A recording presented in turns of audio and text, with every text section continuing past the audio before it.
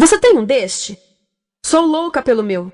Na verdade, adoro todas as minhas coisas. Já se perguntou de onde vêm todas as coisas que compramos e para onde vão quando nos desfazemos delas? Não conseguia deixar de pensar nisso, por isso quis saber mais sobre o assunto. E os livros diziam que as coisas se deslocam ao longo de um sistema. Da extração, para a produção, para a distribuição, para o consumo e para o tratamento de lixo. Isso tudo se chama a economia de materiais. Bem, estudei um pouco mais. Eu passei 10 anos viajando pelo mundo, atrás de pistas de onde vêm as nossas coisas e para onde vão. E sabe o que eu descobri? Esta não é toda a história. Falta muita coisa nessa explicação. Em primeiro lugar, neste sistema parece que está tudo bem, sem problemas. Mas, na verdade, é um sistema em crise, porque trata-se de um sistema linear. E nós vivemos num planeta finito. E não se pode gerir um sistema linear num planeta finito, indefinidamente. Em todas as suas etapas, este sistema interage com o mundo real. A vida real não acontece numa página em branco. Interage com sociedades, culturas, economias, o ambiente. E durante as etapas, a vida vai se chocando contra seus limites. Limites que aqui não vemos porque o diagrama está incompleto. Então voltemos atrás para preencher alguns espaços e ver o que falta. Uma das coisas mais importantes em falta são as pessoas. Sim, pessoas. As pessoas vivem e trabalham em todas as etapas desse sistema, onde algumas são um pouco mais importantes que outras. Algumas têm maior poder de decisão. Quem são elas? Comecemos pelo governo. Meus amigos dizem que eu devia usar um tanque para simbolizar o governo. E isso é uma realidade em muitos países, e cada vez mais também no nosso. Afinal, mais de 50% dos nossos impostos vão para os militares. Mas vou usar uma pessoa para simbolizar o governo, porque acredito nos valores e na visão de que o governo deve ser das pessoas, pelas pessoas, para as pessoas. A função do governo é olhar por nós, cuidar de nós. Esse é o seu trabalho. Depois vem as corporações. O que leva as corporações a parecerem maiores que o governo é porque elas são maiores que o governo. Atualmente, entre as 100 maiores economias da Terra, 51 são corporações. À medida que as corporações foram crescendo, em tamanho e poder, assistimos a uma pequena mudança no governo, como se estivessem mais preocupados com o bem-estar deles do que com o nosso. Muito bem, então vejamos o que mais falta nessa imagem. Começaremos pela extração, que é uma palavra pomposa para exploração de recursos naturais, que por sua vez é uma palavra pomposa para destruir o planeta. A verdade é que cortamos as árvores, arrebentamos as montanhas para extrair os metais, consumimos toda a água e exterminamos os animais. Aqui enfrentamos o nosso primeiro limite. Estamos ficando sem recursos naturais. Estamos utilizando demasiados materiais. Sei que isto pode ser difícil de ouvir, mas é a verdade. Por isso temos que lidar com isso. Durante apenas as 3 últimas décadas, foram consumidos 33% dos recursos naturais do planeta. Desapareceram. Cortamos, minamos, perfuramos e destruímos o planeta tão depressa que estamos debilitando a capacidade do planeta para sustentar o nosso modo de vida. Onde eu vivo, nos Estados Unidos, resta-nos menos de 4% da nossa floresta original. 40% dos cursos de água estão impróprios para o consumo. E o nosso problema não é apenas estarmos utilizando demasiados recursos, mas o fato de estarmos utilizando mais do que a nossa parte. Temos 5% da população mundial, mas usamos 30% dos recursos mundiais. Se todos consumissem ao ritmo dos Estados Unidos, precisaríamos de 3 a 5 planetas. E sabem uma coisa? Só temos um. Então, a resposta do meu país a essa limitação é simplesmente ir tomar dos outros. Este é o terceiro mundo, que alguém dirá tratar-se apenas de uma expressão para designar o local para onde foram as nossas matérias-primas. E o que é que acontece? A mesma coisa, destruição do local. 75% das zonas de pesca do planeta estão sendo exploradas ao máximo ou além da sua capacidade. Desapareceram 80% das florestas originais do planeta. Só na Amazônia perdemos 2.000 árvores por minuto, o equivalente a um campo de futebol por minuto. Então, e as pessoas que vivem aqui? Bem, de acordo com esses sujeitos, eles não são donos desses recursos. Mesmo que vivam lá há gerações. Não são donos dos meios de produção, nem compram muitas coisas. Nesse sistema, quem não possui nem compra muitas coisas não tem valor. A seguir, as matérias-primas seguem para a produção, aonde utilizamos energia para misturar químicos tóxicos com recursos naturais para produzir produtos contaminados com tóxicos. Há atualmente no comércio mais de 100.000 químicos sintéticos. Apenas um punhado foi testado para avaliar o seu impacto na saúde, e nenhum foi testado em relação aos impactos sinérgicos na saúde, ou seja, a interação com todos os outros químicos aos quais estamos expostos diariamente. Por isso, desconhecemos o impacto total deles na saúde e no ambiente. Mas sabemos uma coisa: os tóxicos entram e saem. Enquanto continuarmos a introduzi-los nos nossos sistemas de produção industrial, continuaremos a inserir esses tóxicos nos produtos que levamos para nossas casas, trabalho e escolas, e claro, para nossos corpos. Como os BFRs, ou retardantes de incêndio à base de brometo, que tornam as coisas mais resistentes ao fogo, mas são super tóxicos. São neurotóxicos, ou seja, tóxicos para o cérebro. O que é que estamos fazendo usando esses químicos? Apesar disso, os usamos em nossos computadores, eletrodomésticos, sofás, colchões e até alguns travesseiros. Sim, pegamos nossos travesseiros, os revestimos com neurotoxinas, levamos para casa e dormimos por 8 horas com eles. Não sei, mas acho que num país com tanto potencial, poderíamos ter uma maneira melhor de evitar que as cabeças peguem fogo à noite. Sabia que essas toxinas vão se acumulando ao longo da cadeia alimentar e se concentram nos nossos corpos? Sabe qual é o alimento do topo da cadeia alimentar com o nível mais elevado de químicos tóxicos? O leite materno. Isto significa que os menores membros das nossas sociedades, os nossos bebês, recebem as maiores doses de químicos tóxicos das suas vidas a partir do leite das suas mães. Não acha que é uma incrível violação? A amamentação deveria ser o mais importante ato humano de nutrição. Deveria ser algo sagrado e seguro. A amamentação continua a ser o melhor e as mães devem amamentar, mas nós deveríamos proteger esse ato. Eles deviam protegê-lo. Eu pensava que zelavam pelos nossos interesses. As pessoas que mais sofrem com esses produtos químicos são os trabalhadores das fábricas. Muitos são mulheres em idade reprodutiva, que trabalham com toxinas que afetam a gestação, carcinogênicos e muito mais. Agora eu pergunto, que tipo de mulher em idade reprodutiva trabalharia num emprego deste, exposta a estas toxinas, a não ser uma mulher sem outra alternativa? Essa é uma das maravilhas desse sistema. A erosão dos ecossistemas e economias locais aqui garante um fluxo constante de pessoas sem alternativas. No mundo, há 200 mil pessoas por dia se deslocando de ambientes que as sustentaram ao longo de gerações para cidades, onde muitas vivem em bairros de lata, à procura de emprego, por mais tóxico que seja. Não só os recursos são desperdiçados ao longo desse sistema, mas também pessoas, comunidades inteiras são desfeitas. Sim, as toxinas entram e saem. Muitas delas saem das fábricas em produtos, e muitas mais saem como subprodutos, ou poluição. E estamos falando de muita poluição. Nos Estados Unidos, as indústrias admitem liberar mais de 1.800.000 quilos de químicos tóxicos por ano. Deve ser muito mais, porque isso é o que eles admitem. Trata-se de outro limite, porque quem quer ver e respirar 1.800.000 quilos de químicos tóxicos por ano? Então o que eles fazem? Mudam as fábricas poluidoras para o estrangeiro, para poluir outros países. Mas, surpresa, grande parte dessa poluição volta para nós trazida pelo vento.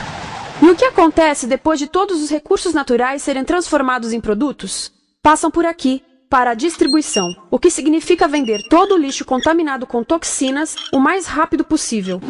Aqui, o objetivo é manter os preços baixos, com as pessoas comprando os produtos em constante movimento. Como eles mantêm os preços baixos? Pagam salários baixos aos trabalhadores das lojas e restringem o acesso aos seguros de saúde sempre que podem. Tudo se resume em exteriorizar os custos. O verdadeiro custo da produção não se reflete no preço. Em outras palavras, não pagamos aquilo que compramos. Outro dia estive pensando nisto. Ia a caminho do trabalho e queria ouvir as notícias. Por isso entrei numa loja para comprar um rádio. Encontrei um pequeno rádio verde engraçado que custava $4,99. Na fila do caixa pensei, como $4,99 podem refletir o custo da produção e transporte desse rádio até ele chegar nas minhas mãos? O metal deve ter sido extraído na África do Sul. O petróleo provavelmente do Iraque. O plástico produzido na China e talvez montado por uma criança de 15 anos numa fábrica do México. $4,99 não paga nem o aluguel do espaço ocupado na prateleira, nem parte do salário do empregado que me atendeu, ou as viagens de navio e caminhão que o rádio fez. Foi assim que eu percebi que eu não paguei o valor do rádio. Então, quem pagou? Estas pessoas pagaram com a perda do espaço dos seus recursos naturais. Estas pagaram com a perda do ar puro, com o aumento de doenças como asma e câncer. As crianças do Congo pagaram com o seu futuro, pois 30% delas abandonam a escola para trabalhar nas minas de coltan, um metal que usamos em aparelhos eletrônicos baratos e descartáveis. Estas pessoas pagaram por não ter direito ao seguro de saúde. Ao longo desse sistema, pessoas contribuíram para que eu comprasse o rádio por $4,99. Mas essas contribuições não são registradas por nenhum contabilista. É isto que eu quero dizer com exteriorizar o verdadeiro custo de produção. E isso nos leva à seta dourada do consumo. O coração do sistema, o motor que impulsiona.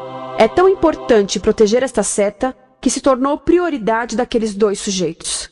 É por isso que após o 11 de setembro, quando nosso país estava em choque, o presidente Bush poderia ter sugerido fazer luto, rezar, ter esperança, mas não, ele disse para fazermos compras. Compras!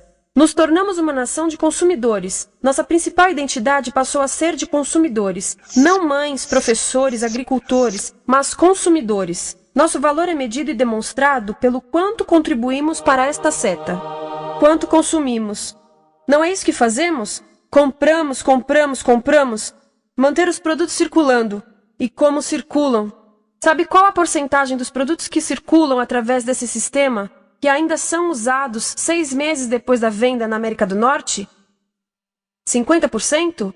20%? Não, 1%. 1.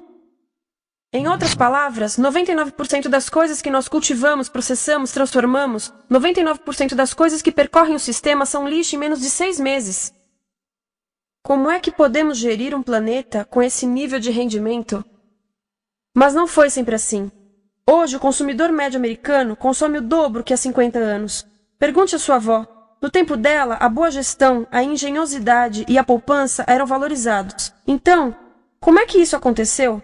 Bem, não aconteceu simplesmente. Foi planejado. Pouco depois da Segunda Guerra Mundial, estes sujeitos estudavam a forma de impulsionar a economia. O analista de vendas Victor Lebow articulou a solução que se tornaria a norma de todo o sistema. Ele disse: a nossa enorme economia produtiva exige que façamos do consumo a nossa forma de vida, que tornemos a compra e uso de bens em rituais, que procuremos a nossa satisfação espiritual, a satisfação do nosso ego no consumo. Precisamos que as coisas sejam consumidas, destruídas, substituídas e descartadas a um ritmo cada vez maior. O conselheiro econômico do presidente Eisenhower disse: o principal objetivo da economia americana é produzir mais bens de consumo. Mais bens de consumo? O nosso principal objetivo?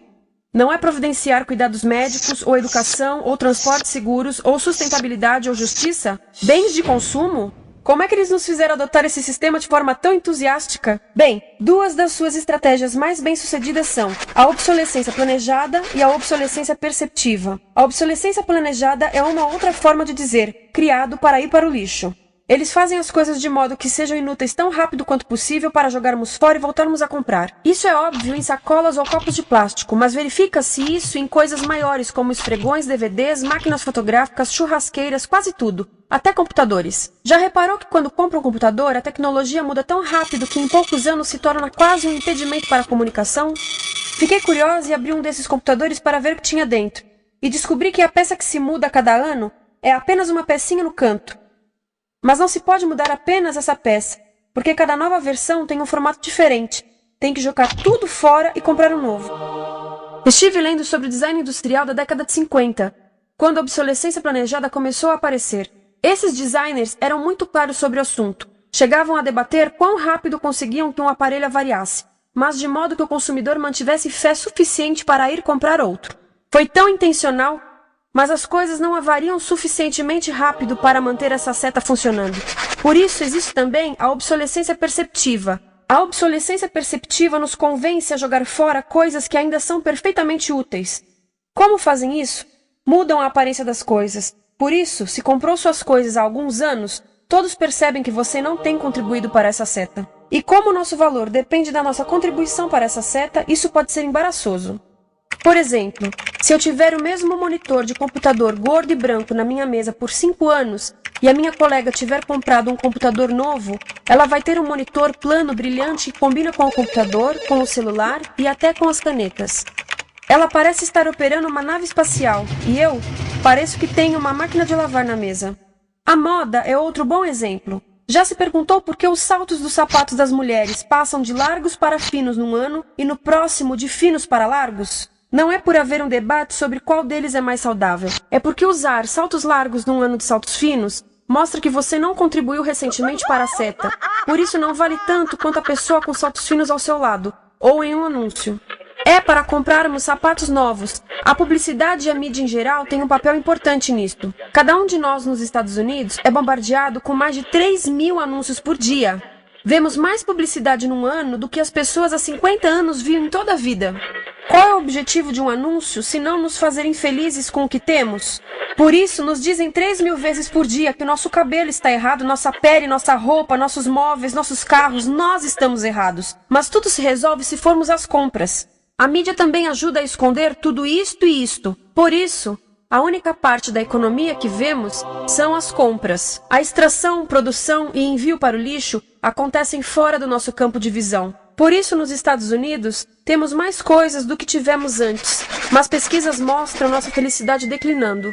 Nossa felicidade teve seu pico na década de 50, a mesma época em que a febre consumista explodiu. Coincidência interessante. Acho que sei o porquê. Temos mais coisas, porém menos tempo para o que realmente nos faz felizes. Amigos, família, tempo livre.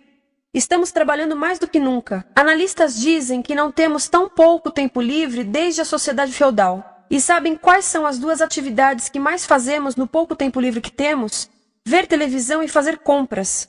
Nós, americanos, passamos 3 a 4 vezes mais tempo comprando do que os europeus. Assim, nessa situação ridícula, vamos trabalhar talvez em 2 empregos, e quando chegamos em casa exaustos e sentamos no sofá novo para ver televisão, os anúncios dizem que não prestamos, então vamos às compras para nos sentirmos melhor. Depois trabalhamos mais para pagar o que compramos e chegamos em casa mais cansados, vemos mais televisão que nos diz para fazermos compras outra vez. E estamos nesse ciclo de trabalhar, ver, comprar, e podíamos simplesmente parar. Então, no final, o que acontece a todas essas coisas que compramos? Nesse ritmo de consumo, não cabe tudo em casa, apesar do tamanho médio das casas ter duplicado nesse país desde os anos 70. Vai tudo pro lixo, e isso nos leva ao tratamento do lixo. Essa é a parte da economia de materiais que conhecemos melhor, porque nós temos de levar o lixo até a esquina. Cada americano produz 2 quilos de lixo por dia, o dobro do que fazíamos há 30 anos. Todo esse lixo ou é despejado num aterro, que é um grande buraco no chão, ou ainda pior, primeiro é incinerado e depois despejado no aterro. As duas formas poluem o ar, o solo, a água, sem esquecer que alteram o clima. A incineração é realmente ruim. Lembra daqueles tóxicos da fase da produção? Bem, queimar o lixo libera esses tóxicos no ar.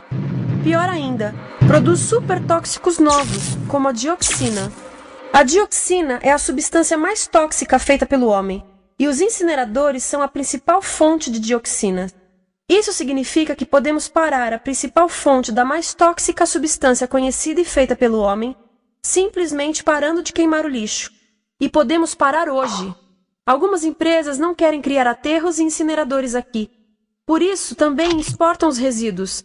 Então, e a reciclagem? A reciclagem ajuda?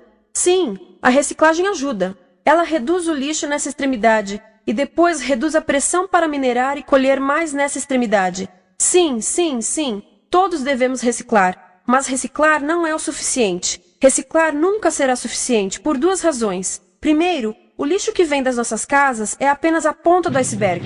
Para cada saco de lixo que deixamos na esquina, 70 sacos de lixo são criados anteriormente, só para fazer o lixo desse saco que deixamos na esquina.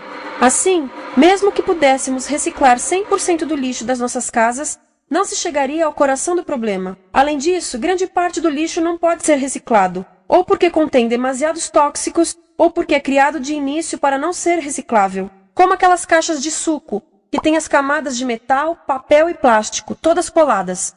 Não dá para separar essas camadas para reciclá-las. Como se vê, é um sistema em crise. Por todo o percurso, estamos batendo em limites, do clima em mudança ao decréscimo da felicidade. Simplesmente não está funcionando. Mas a parte boa de um problema tão generalizado é haver tantos pontos de intervenção. Há pessoas trabalhando aqui salvando florestas, e aqui na produção limpa. Pessoas trabalhando em direitos do trabalho, em comércio justo, em consumo consciente, no bloqueio de aterros e incineradores. E muito importante, em recuperar o nosso governo, para que seja realmente pelas pessoas e para as pessoas. Todo esse trabalho é criticamente importante, mas as coisas vão realmente começar a se mover quando enxergarmos as ligações, quando enxergarmos o panorama geral. Quando as pessoas ao longo do sistema se unirem, poderemos reivindicar e transformar esse sistema linear em algo novo, um sistema que não desperdice recursos ou pessoas. Porque aquilo de que precisamos nos livrar é da antiga mentalidade de usar e jogar fora. Há uma nova escola de pensamento nesse assunto, e é baseada em sustentabilidade e equidade, química verde, 0 resíduos, produção em ciclo fechado, energia renovável, economias locais vivas, já está acontecendo. Há quem diga que é irrealista, idealista, que não pode acontecer. Mas eu digo que quem é irrealista são os que querem continuar pelo velho caminho. Isso é que é sonhar. Lembre-se que a velha forma não aconteceu por acaso. Não é como a gravidade que temos que conviver. As pessoas a criaram, e nós também somos pessoas. Por isso, vamos criar algo novo.